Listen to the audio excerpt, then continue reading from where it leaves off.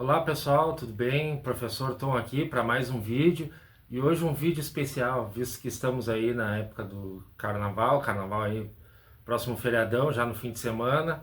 E para aqueles que, como eu, pretendem ficar em casa desfrutando de uma boa leitura ou simplesmente só ficar em casa, eu trago uma série de livros curtos, leitura fácil, tranquila, como recomendação para esse período. Então, como sempre, não se esqueçam já de verificar sua inscrição, deixar o seu curtir e, se puderem, comentarem no final do vídeo. Vamos para os livros. Alguma poesia, Carlos Drummond de Andrade. São 49 poemas, a maioria escrita ali na década de 20, quando ele se forma poeta. E tem aqui o meu poema favorito, que se chama Poesia. Gastei uma hora pensando num verso que a pena não quer escrever. No entanto, ele está cá dentro, inquieto vivo. Ele está cá dentro e não quer sair. Mas a poesia deste momento inunda a minha vida inteira.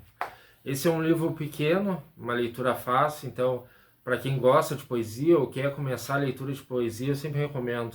É o primeiro livro de Carlos Drummond de Andrade e é bem gostoso de ler. Partindo para os contos, eu trago Olhos d'Água, de Conceição Evaristo.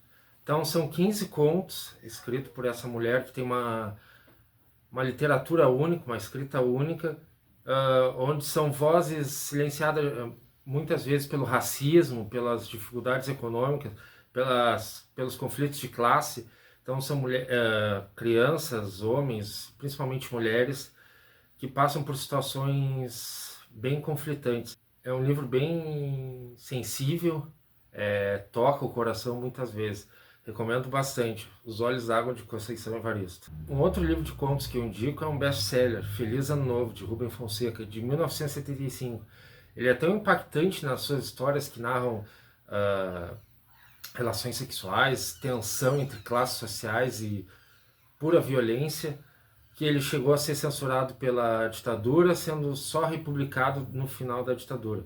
Então tem contos belíssimos aqui que impactam pelo seu conteúdo e pelo seu teor violento.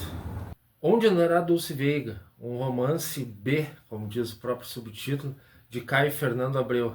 Caio Fernando Abreu foi um escritor gaúcho, especialista em crônicas, em contos, que resolveu escrever esse conto que se passa nos anos 80, onde um jornalista já em decadência procura uma famosa cantora dos anos 50, Dulce Veiga.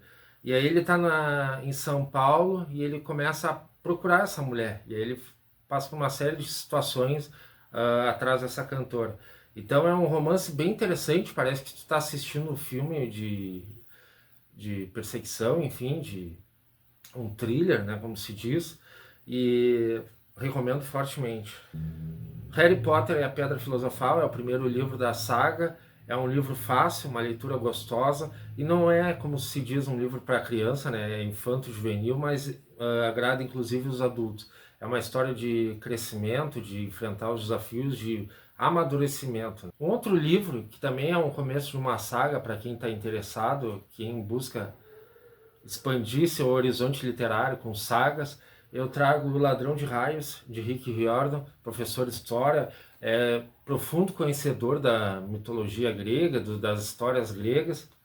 Então aqui a gente tem um jovem que se descobre em semideus, filho de Poseidon, uma humana, e no mesmo contexto alguém rouba o raio de Zeus, né? Então, para evitar um conflito entre Zeus e Poseidon, o nosso pequeno Percy Jackson aqui, ele tem a missão de encontrar o raio, né? Encontrar o ladrão de raios. Uma boa. Clarice Lispector é sempre bem-vinda, né? Tem que ler sempre. É uma autora que a gente tem que estar sempre revistando sua obra, vista a riqueza de detalhes, de conteúdo e de aprofundamento dos personagens, né? A própria escrita da escritora é desafiadora, é enriquecedora para nós, né? E a Hora da Estrela a gente tem a Macabeia, que passa por uma série de... São um pouco mais de 80 páginas, então uma leitura rápida, mas que vai te divertir bastante. Jorge Amado tem muitos bons livros, só que como o momento é curto, eu vou indicar A Morte e a Morte de Quincas Berro d'Água. Então é um personagem que, digamos, morre duas vezes, ele tem duas mortes. É um personagem muito engraçado, que ele completa 50 anos e de alguma forma vira chave. Ele começa a viver uma outra vida, e essa outra vida se resulta numa morte, e essa morte resulta numa outra vida. Então acho bem interessante, vale a leitura, indico sempre. Esse próximo livro é um dos meus livros favoritos da vida.